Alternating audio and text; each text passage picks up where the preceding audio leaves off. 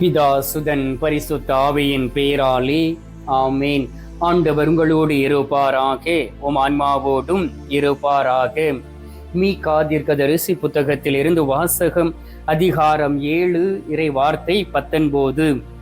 அவர் நம்மீது இரக்கம் காட்டுவார், நம் தீச்செயல்களை மிதித்து போடுவார், நம் பாவங்கள் அனைத்தையும் ஆழ்கடலில் எரிந்து விடுவார். ஆண்டவரின் அருள்வாக்கு. இறைவா உமக்கு நன்றி. கிறிஸ்துவுக்குள் பிரியமான என் அன்பு சகோதர சகோதரிகளே, இந்த அதிகாலையிலே ஆண்டவர் நம்மை ஆசீர்வதிப்பதற்காக அனைவரையும் அழைத்திருக்கின்றார். எனவே ஆண்டவராகிய இயேசு கிறிஸ்துனுடைய அழைப்பை ஏற்றும் உற்சாகத்தோடு அவருடைய திரு சமூகத்தில், அவருடைய பிரசனத்தில் ஒன்றாக கூடியிருக்கக்கூடிய உங்களை நானும் ஆசீர்வதிக்கின்றேன். திருச்சபையின் வழியாக, குருத்துவத்தின் வழியாக ஆண்டவர் எனக்கு கொடுத்த ஆசீர்வாதங்களை உங்களோடு நான் பகிர்ந்து கொள்கின்றேன். பிரியமானவர்களே, எனக்காகவும் நீங்கள் ஜெபியுங்கள். ஒவ்வொரு நாளும் நீங்கள் எனக்காக ஜெபிக்கும் பொழுதும் உங்களுடைய ஜெபம் என்னை தாங்கிக் கொள்ளும். உங்களுடைய ஜெபம் என்னை வாழ வைக்கும், உடல் ஆரோக்கியத்தை கொடுத்து இன்னும் அதிகமாக ஆண்டோடைய சமூகத்தில் நின்றும் அவருடைய வார்த்தைகளை சுமந்து செல்லக்கூடிய ஒரு கழுதையாக ஆண்டவர் என்னை மாற்றுவாராக. அன்பார்ந்தவர்களே, இந்த நாளிலே ஆண்டவர் உங்களை பார்த்து சொல்லுகின்றார், என் மகனே மகளே, உன்னுடைய குற்றங்களை மட்டுமே நீ ஏற்றுக்கொண்டால் போதும், உடனடியாக நான் உன்னிடம் கடந்து வருவேன் என்று வாக்கு கொடுக்கின்றார். அன்பார்ந்தவர்களே, கடவுள் உங்களிடம் பணத்தை கேட்கவில்லை, நீங்கள் சேர்த்து வைத்திருக்கக்கூடிய சொத்தை கேட்கவில்லை, நீங்கள் செய்து கொண்டு இருக்கக்கூடிய வேலையை கேட்கவில்லை. ஆண்டவர் நீங்கள் வைத்திருக்கக்கூடிய ஒவ்வொரு பொருள்களையும் அவர் கேட்கவில்லை. அவர் கேட்கக்கூடிய ஒரே ஒரு காரியம், என் மகனே மகளே, உன்னுடைய குற்றங்களை ஏற்றுக்கொண்டு என்னிடம் நீ வர மாட்டாயா என்று அவர் கேட்கின்றார். இரு கரங்களை விரித்தவராய் உங்களை அழைக்கின்றார். நீங்கள் அவரை நோக்கி வரும் பொழுது உண்மையிலே அவர் உங்களை ஆசீர்வதித்து, அவர் உங்களை குணமாக்கி, அவர் உங்களுடைய குற்றங்களை எடுத்து மாற்றி உங்களை வாழ வைப்பார். அன்பார்ந்தவர்களே, தாவீதை குறித்து நாம் கேள்விப்பட்டு இருக்கின்றோம். ஆண்டவர் தான் தாவீதுக்கு ஒரு அரச பொறுப்பை கொடுத்தார். ஆடு மாடுகளை மேய்த்து கொண்டு இருந்த அந்த சிறுவனை அழைத்து கோலியாத்தை முறியடிக்க செய்து, அந்த நாளிலே சவுல் அரசன் செய்த பாவத்தின் நிமித்தம் அவனுடைய அரச பதவியில் இருந்து அவரை நீக்கிவிட்டு அவர் தாவீதை ஒரு அரசராக திருப்பொழிவு செய்தார். அரசராக திருப்பொழிவு செய்யப்பட்ட தாவீது ஆண்டவருக்கு பிரியமான வழியில் நடந்தார். ஆண்டவரே ஒரு சாட்சி சொன்னார், என்னுடைய மனது விருப்பத்தை எல்லாவற்றையும் தாவீது நிறைவேற்றுவான் என்றும் அந்த அளவுக்கு அன்பு கொண்டார். எவ்வாறு ஆதாம் ஏவாள் மீது அன்பு கொண்டு அனுதினமும் அவர்களை தேடி வந்து அவர்களோடு பேசினாரோ, அதே போல் தாவீதோடு ஒவ்வொரு நாளும் பேசி அவரோடு கூட இருந்து எல்லா திட்டங்களையும் வெளிப்படுத்தினார். எதிரிகளுடைய திட்டங்களை அவருக்கு சொல்லிக் கொடுத்து கடவுளுடைய திட்டங்கள் நிறைவேறும்படியாக அவரோடு கூட இருந்து செயலாற்றினார். அப்படிப்பட்ட தாவீது ஒரு பாவத்தை செய்தார். அந்த நாளிலே தனிமையாக அவர் அந்த மாடியிலே உலாவிக் கொண்டு இருந்த பொழுது அங்கு குளித்து கொண்டு இருந்த ஒரு திருமணமான ஒரு பெண்ணை பார்க்கின்றார். அந்த பெண்ணை பார்த்த உடனே அவருக்குள் ஒரு காழ்ப்புணர்வு வருகின்றது.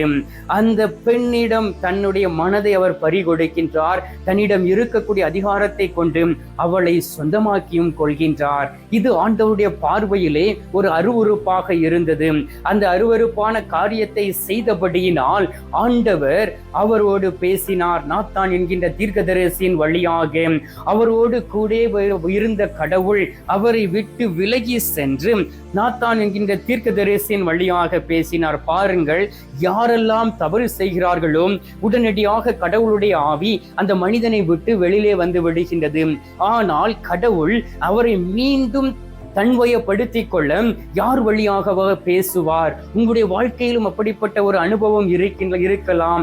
எனவே தான் ஆண்டவர் சொல்லுகின்றார், உன் குற்றத்தை நீ ஏற்றுக்கொண்டால் போதும், நீ வேறு எதையும் செய்ய வேண்டாம், உடனடியாக நான் உன்னிடம் கடந்து வருவேன். தாவீது பாவத்திற்கு மேல் பாவம் செய்கின்றார். அவருடைய கணவராக இருந்த உரியாவை கொல்லுகின்றார். அதன் பிறகு பாருங்கள், தாவீது மனவேதனை அடைகின்றார். அவருடைய ஒரே பேரான மகன் மரண படுக்கையில் இருக்கும் பொழுது சாவு அந்த வீட்டிற்குள் வருகின்றது. அதன் பிறகு தன்னுடைய குற்றங்களை அவர் ஏற்றுக்கொள்கின்றார். மீண்டும் ஆண்டவர் அவரோடு கூட இருந்து அவருடைய வழிமரபில் தான் ஆண்டவராகிய இயேசு கிறிஸ்து திறக்கின்றார். ஹல்லேலூயா. பாருங்கள் அன்பார்ந்தவர்களே, அதே ஆண்டவராகிய இயேசு கிறிஸ்து உங்களை பார்த்து கேட்கின்றார், என் மகனே மகளே, உன்னுடைய குற்றங்களை நீ ஏற்றுக்கொண்டால் போதும். நீ இந்த நாளிலே நான் என்னை தேடி வந்திருக்கின்றாய், நான் உன்னை உண்மையிலே மன்னித்து உன்னை ஆசீர்வதிக்க நான் இருக்கின்றேன். நீ உன்னுடைய குற்றங்களை ஏற்றுக்கொண்டு வாழ்ந்து பார், நான் உன்னோடு கூட இருந்து செயலாற்றுவேன் என்று வாக்கு கொடுக்கின்றார். எரேமியா 3வது அதிகாரம் 12வது வார்த்தை வாசித்து பாருங்கள். என்னிடம் திரும்பி வா என்கிறார் ஆண்டவர். நான் உன் மீது சினம் கொள்ள மாட்டேன், ஏனெனில் நான் பேரன்பு கொண்டவன் என்கிறார் ஆண்டவர். நான் என்றென்றும் சினம் கொள்ளேன் என்று வாக்கு கொடுக்கின்றார். உன் குற்றங்களை நீ ஏற்றுக்கொண்டால் போதும் என் மகனே மகளே என்று சொல்லுகின்றார். ஆம் பிரியமானவர்களே, அவ்வாறு நீங்கள் ஏற்றுக்கொண்டார் நம் மீது இரக்கம் கொண்டு அவர் நம்முடைய தீச்செயல்கள் எல்லாவற்றையும் மிதித்து போட்டு நம்மிடம் இருக்கக்கூடிய பாவ பழக்க வழக்கங்கள் எல்லாவற்றையும் எடுத்து ஆழ்கடலில் எறிந்து விடுவாராம். மீகா 7:19 வாசிக்க கேட்டோமே. அந்த ஆழ்கடலில் அவர் எறிந்து விட்டார் என்றால் அதை சாத்தானால் கூட பார்க்க முடியாது, எந்த ஒரு மனிதனும் பார்க்க முடியாது. ஒருவேளை நீங்கள் நினைக்கலாம், என்னுடைய பாவங்கள் கண்களுக்கு முன்பாக இருக்கின்றன, பாவ சங்கீர்த்தனம் செய்து விட்டேன், ஆனால் சிறு வயதில் செய்த பாவம், இளமையில் செய்த பாவம் எப்பொழுதும் எனது கண் முன்பாக வந்து என்னை வேதனைப்படுத்தி கொண்டு இருக்கிறது என்று சொல்லி நீங்கள் நினைக்கலாம். பிரியமானவர்களே, அது சாத்தானுடைய திட்டம். எனவே நீங்கள் ஒரு முறை பாவ சங்கீர்த்தனம் செய்துவிட்டால் உங்களுடைய பாவங்கள் எல்லாவற்றையும் ஆண்டவர் மன்னித்து விடுகிறார் அந்த குருவானவர் வழியாக. எனவே தான் அவர் எப்படி மன்னிக்கிறாராம் பாருங்கள். திருப்பாடல்கள் 103வது அதிகாரம் 12வது வார்த்தையில் சொல்லப்பட்டு இருக்கின்றது, மேற்கிலிருந்து கிழக்கு எவ்வளவு தொலைவில் இருக்கின்றதோ அத்துணை தொலைவிற்கு அவர் நம்முடைய குற்றங்களை அகற்றுகின்றார். அல்லேலூயா. உங்களுடைய குற்றத்தையும் என்னுடைய குற்றத்தையும் அவர் அகற்றுகின்றார். மேற்கிலிருந்து கிழக்கு எவ்வளவு தொலைவில் இருக்கின்றதோ அந்த அளவுக்கு நம்முடைய குற்றங்களை அவர் எல்லாவற்றையும் எடுத்து மாற்றி நம்மை திடப்படுத்தி தாவீதோடு இருந்ததை போல நம்மோடு இருந்து நம்மை வாழ வைக்கின்றார். அல்லேலூயா.